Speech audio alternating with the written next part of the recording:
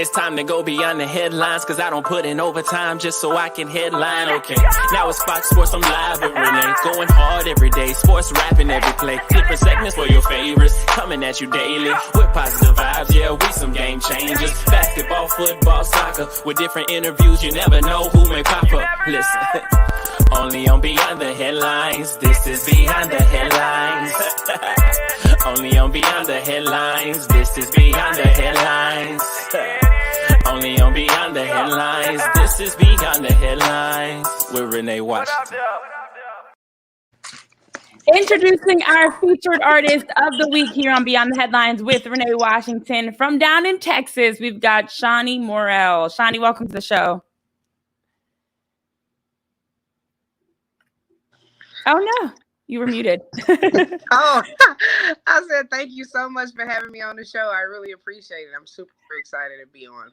I am happy to have you here, and I'm curious to know more about you. First of all, I'm curious to know about your full name is LaShonda Antoinette Harris. Mm-hmm. So where did Shonnie come from? Shonnie is my nickname. So I guess my mom and my grandmother just took the Sean and LaShonda and put an N-I-E on the back of it.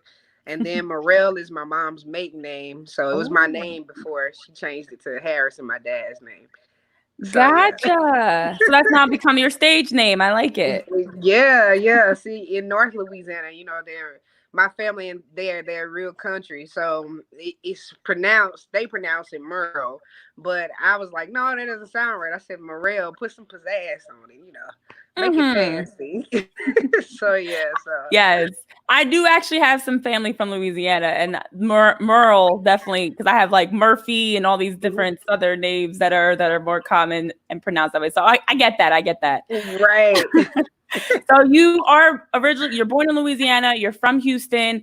A lot of great artists have come from Houston. Yourself, Beyonce, Megan Thee Stallion, you're in great company. And I noticed that you actually got started in music, playing instruments and singing at a very young age, at the age of 3.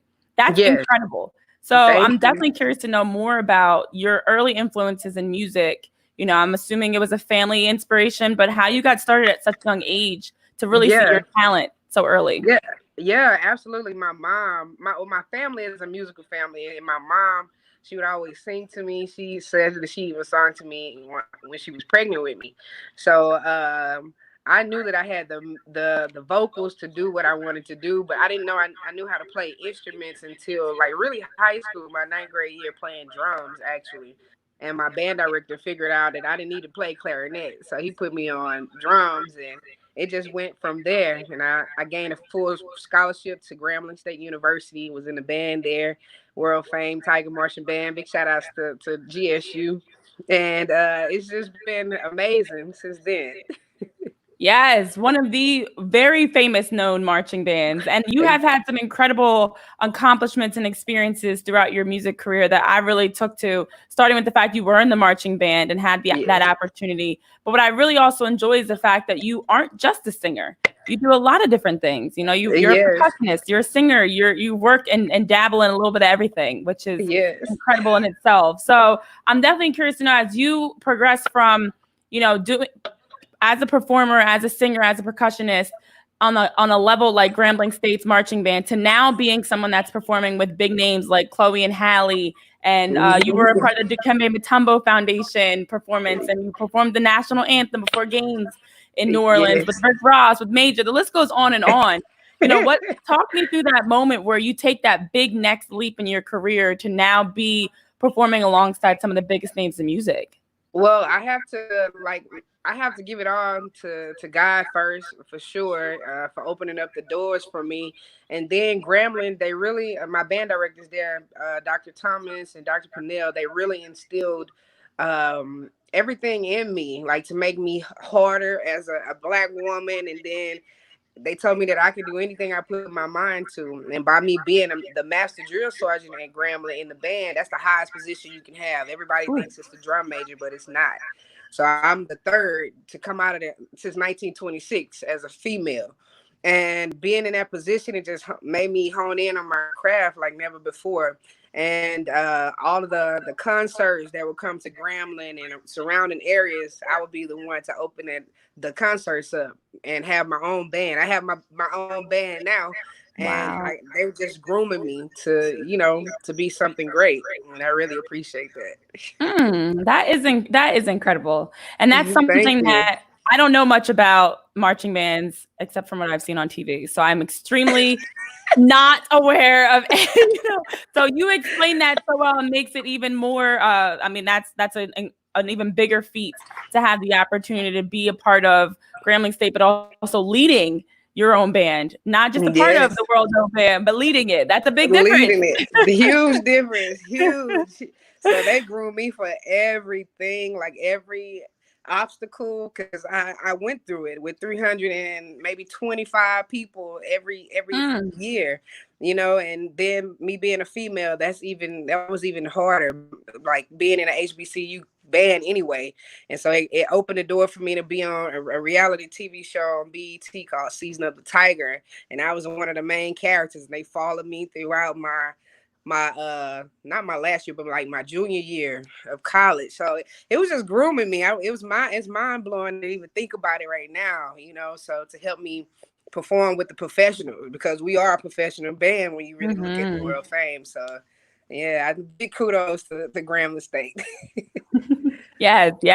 And then you mentioned having that BET moment, but also you've been on Real Housewives of Atlanta. You have been, again, still dabbling in a lot of different things. It's not just music. You're on screen. You're showing your career and who you are on screen as well, which is also something that I have to know more about.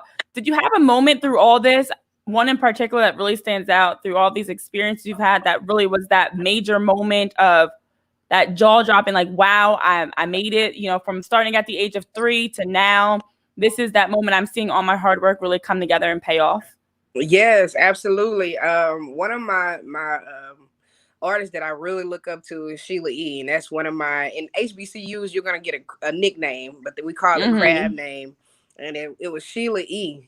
And I didn't know who Sheila E. was to maybe my sophomore year of college. And I was like, man, who is this lady? She sings, she dances, she plays percussion all at the same time in heels. And I was like, that's me. So I put 2 and 2 together, and I ended up meeting her in LA. She knew who I was.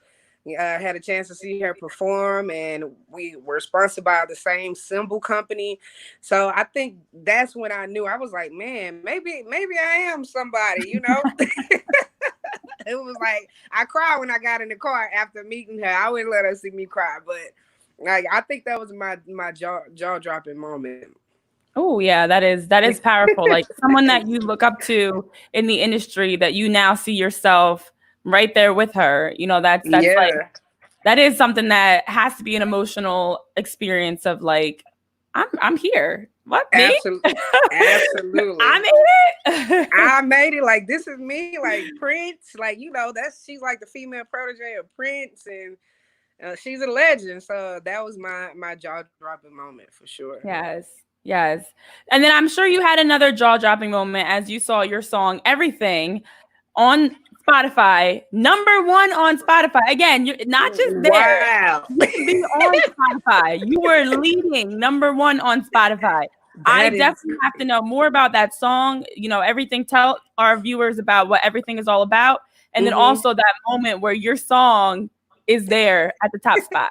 At the top spot, yes. Everything. It was produced by my cousin, Eric Rashad, and it was co-written by my good friend, Sean Sounds. You probably know Sean Sounds from season 16 of The Voice. He's like a Luther Vandross. Yeah.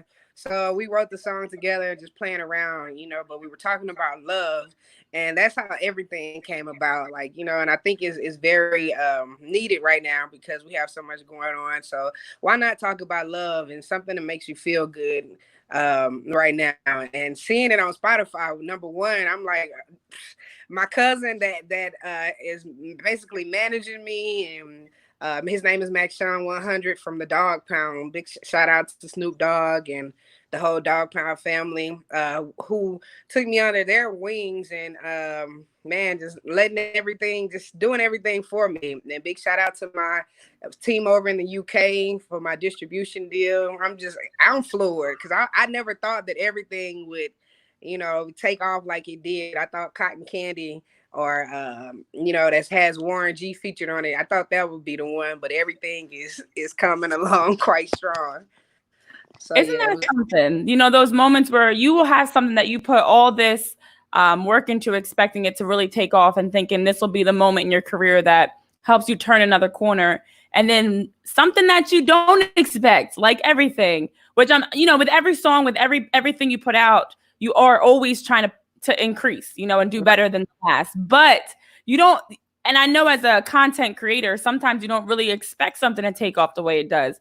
But when it does, and you see it starting to pick up traction and people are messaging or commenting or reaching out about your music, that's, that in itself is very special to realize, like, even something you didn't think would take off, people love. Right. People like, what? Really?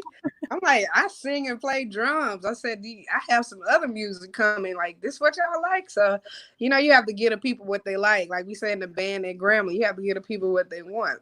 So, yeah, it's amazing. I'm truly blessed.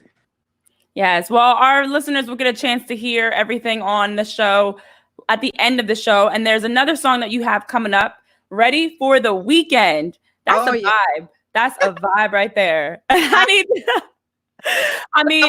just listening to it, I get the inspiration right away. But what made you decide to make a song ready for the weekend? Oh yeah, like I work with kids, and if I'm not touring and everything, I'm working with kids, and that's a hassle within itself. So when Friday comes, I put myself in the mind frame of other educators and people that's tired on the job. I'm like, man, I know y'all ready for the weekend. I'm ready for the weekend. So that's how we came about with that song. And Ready for the Weekend is a vibe for sure. Like, you worked hard all week. You just got paid on a Friday. You ready to go turn up. Friday is like, first of all, it needs to be a little longer. I'm still pushing for that. Try to figure out who we can make that. Who can we talk to make that happen? Right. But when Friday hits, I don't care how long the week's been. It's like you're dragging yourself over that finish line, ready for the weekend. So I feel that. Yes. What is it from your music that you hope your listeners take away? What message, what feeling, what do you want them to walk away from your music taking away from it? I want them to walk away feeling good about everything. And if you ever get a chance, hopefully Renee, you'll get a chance to see me live. You'll probably hear me sing maybe one or two, but the whole time it's like full of excitement and upbeat. It's energy, and I want people to feel good about themselves and just to have a good time. If I know that I touched you in your heart and that you feeling what I was doing, I know that my job. I love that. Well, that is exactly the point of what we look to do as content creators. Everything really is around making your work be something that will inspire others and encourage others to be more positive, to enjoy what they're doing, to love what they're doing. And that's what this is all about. That's what we try to do, even here on Beyond the Headlines with Renee Washington, trying to bring guests, trying to bring stories, trying to bring inspiration to the forefront, bringing people to the forefront that are doing incredible things like Shonnie's doing, like you're doing in music. And for those, whether it's through positive vibes, through sports, through music, whatever it is that we are talking about, whatever it is that we have going on, for people to have the opportunity to learn and to feel inspired, to feel encouraged, to feel happy in some way. So that is, Shonnie, for you, where can people follow you on social media and just in general, what, across platforms, where can our listeners follow to get more on your music? You can follow me at Shonnie Murrell. Everything is at Shonnie Murrell, and that's ShonnieMurrell, Shonnie Murrell. Awesome. Well, Shonnie, thank you so much for joining the show this week. It has been a pleasure having you as our featured artist of the week and getting a chance to hear about your incredible journey. I know you have a CBD deal with Asheville Hemp Project. You've been on TV. You've been making cameos on some of the biggest networks. Your music is out there with some of the best performers, and you are right there on the biggest stages and continuing to grow. So I appreciate you for taking time to join us. And what else can people expect that's next for you as you're continuing to grow your career? What's next is I have a t-shirt line out with GF clothing, the Shonnie Murrell tee. I don't know if my camera is working. I'm having some technical issues on my Oh, end. good. But I have the Shonnie Murrell collection, artist collection, as well as I'm getting ready to release Beautiful. It's my next single, and you'll hear more of a symphonic sound, symphonic band sound with that one. And we're talking about people that suffer from low self-esteem and just different things like that. So I think that's needed as well, especially with the teens, with the youth right now. So yeah, that's what's next. Yes, Yeah. yes. Oh, I like that. And doing some incredible things, continuing to grow, continuing to inspire. I know you had a birthday. By the time this show airs, it'll be after your birthday. So happy belated. Thank you so much. Enjoy that. And for those of you that are listening, again, be sure to give her a follow at Shonnie Murrell on all social media. Check out her music. Check out all that she's got going on besides just music, the ways that she is inspiring, encouraging, and uplifting. And that is our featured artist of the week, Shonnie Murrell. So thank you so much for joining Beyond the Headlines with Renee Washington. So much, Renee. I really appreciate you. Thank you. Thank you.